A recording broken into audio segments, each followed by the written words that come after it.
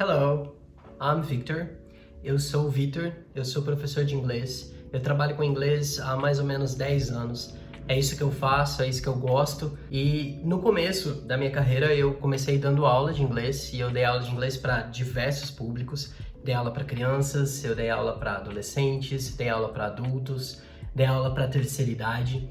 Mas o que eu mais gostava era de ajudar profissionais. O inglês corporativo e o inglês acadêmico. O que me encantava mesmo era auxiliar essas pessoas, esses profissionais que precisavam ultrapassar uma barreira, vencer um desafio, e esse desafio estava sempre relacionado à comunicação deles em inglês, comunicação empresarial ou a comunicação acadêmica. A partir de 2015, eu comecei a atuar especificamente com inglês corporativo. Eu comecei a atuar dentro de empresas como consultor, viajei para o exterior para ajudar empresários, para ajudar empresas nas suas comunicações, nos seus eventos, nos seus treinamentos, e foi muito divertido, é muito bom, eu gosto muito disso. E eu sei que no mercado de trabalho, eu sei a maior parte das dificuldades que as pessoas passam. Elas têm dificuldade de escrever e-mails, elas têm dificuldade de atender ligações em inglês. O telefone tocou, você sabe que é uma ligação vinda do exterior, pronto, você já tá gelado, você já tá completamente, você tá pronto para desmaiar ali no seu posto de trabalho. E se você precisar ir para uma reunião, tomar notas, imagina. Então, assim, são diversas as situações que os profissionais passam. E a gente vai abordar, nesse vídeo especificamente, nós vamos abordar a comunicação por e-mail. E-mail que, na verdade, a pronúncia é email. Email.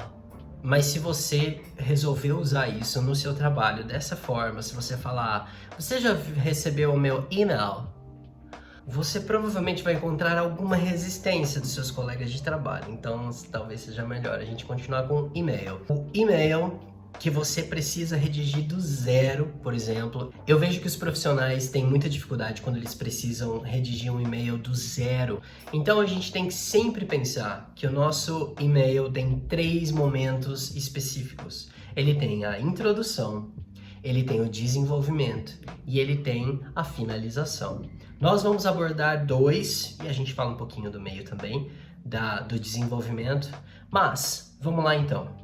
Primeiramente, como você vai abrir o e-mail? Se você estiver falando, você precisa saber, em primeiro lugar, você precisa saber com quem você está falando. Você está falando com um cara, você está falando com uma mulher, você está falando com 3 pessoas, com 5 pessoas, é uma equipe.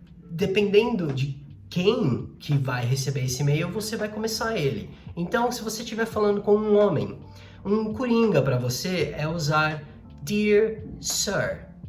Se você estiver falando, por exemplo, com uma mulher, você pode utilizar Dear Madam. O Dear, muitas pessoas me perguntam sobre a utilização do Dear, se ela é muito íntima, se não é estranho chamar alguém de querido e você nem conhece direito a pessoa. Não, na verdade não. Eles não têm essa leitura que nós temos aqui. Se você utilizar o Dear, tá muito certo, na verdade. Você pode utilizar, ele impõe um respeito e ao mesmo tempo ele é agradável. Pode utilizar o Dear, pode usar Dear Sir, Dear Madam. Se você estiver falando com os dois, com uma mulher e com um homem, comece pelo Dear Madam. Dear Madam and Sir. Dear Madam and Sir. Então, é interessante você começar primeiro pela Madam e daí o Sir.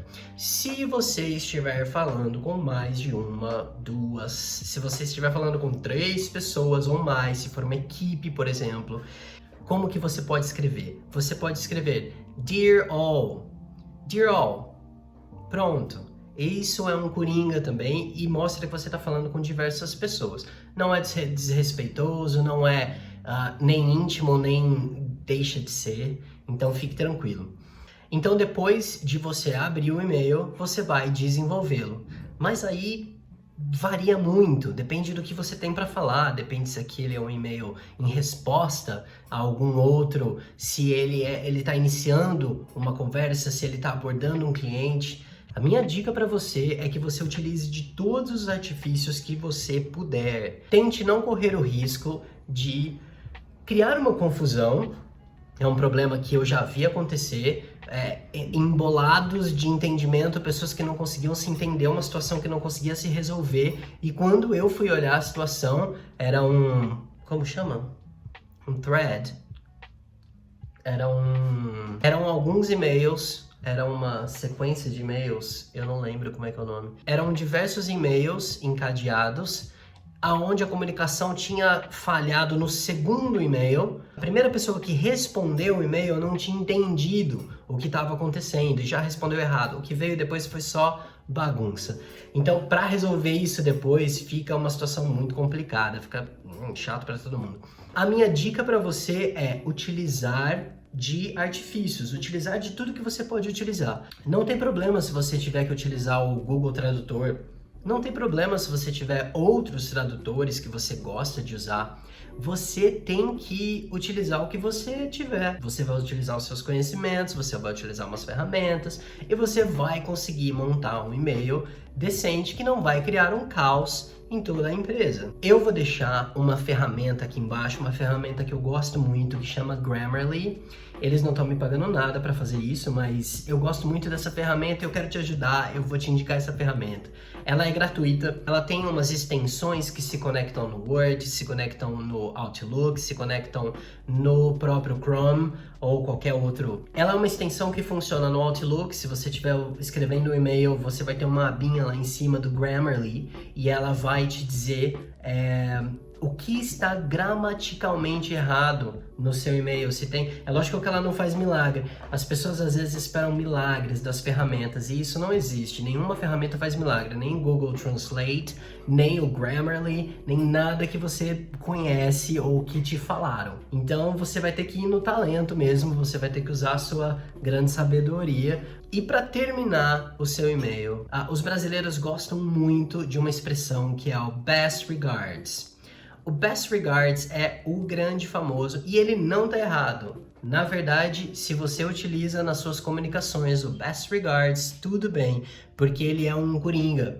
Ele serve para isso mesmo, ele não é extremamente formal e ele também não é informal, então você pode utilizar sempre.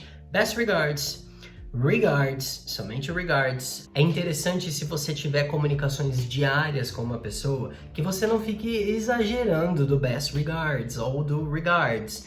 Então assim, tá tudo bem você terminar um e-mail com thank you, ok? Pode ser um coringão também, você só encerrou a mensagem, vocês se comunicam sempre, tá? Outra finalização interessante é o yours. Você pode utilizar ela formalmente ou informalmente, ela é bem tranquila. E se você quiser indicar que você está esperando uma resposta da pessoa, você vai escrever looking forward to your reply, looking forward to your response, looking forward to hearing from you, ok? Todas essas expressões elas funcionam e a pessoa que estiver do outro lado vai entender o que você quer dizer. Então, esse vídeo foi só pra gente tratar sobre isso. Eu tenho outros vídeos que tratam sobre os outros assuntos. Então, curte aí, dá o seu apoio, saia vendo os outros vídeos, veja algo que você precisa e, por favor, comente nesse vídeo para que eu possa fazer outros vídeos que vão te ajudar a resolver problemas no seu dia a dia.